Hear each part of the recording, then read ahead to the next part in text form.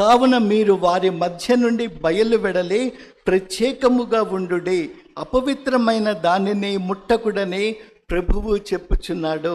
ఇప్పుడు దేవుడు ఏమంటున్నా అంటే మనము ఆయన నివసించేటువంటి పరిశుద్ధ ఆలయము కాబట్టి మనము ఆ అన్యులలో నుండి మనలను ప్రత్యేకంగా వాళ్ళలో నుండి మనల్ని బయలు వెడలి రమ్మంటున్నారు. మీరు వారి మధ్య నుండి బయలు వెడలి ప్రత్యేకముగా ఉండుడే. వాళ్ళలోంచి బయటకు రావాలట. మనము బయటకు వచ్చి బయలు వెడలి ప్రత్యేకముగా ఉండాలి. మనము సంఘము లేదా చర్చ్ అంటే మీకు ఆ గ్రీక్ వర్డ్ ఎక్లేషియా అని ఉంటుంది. ఎక్లేషియా అంటే బయలు వెడలిన వారు, అంటే కాల్డ్ అవుట్ పీపుల్, బయటకు పిలువబడిన వారు అనమాట, వారిలో నుండి. కాబట్టి మనము తిరిగి ఆ ఆచారాలలోనికి మళ్ళీ మనము వెళ్ళొద్దు.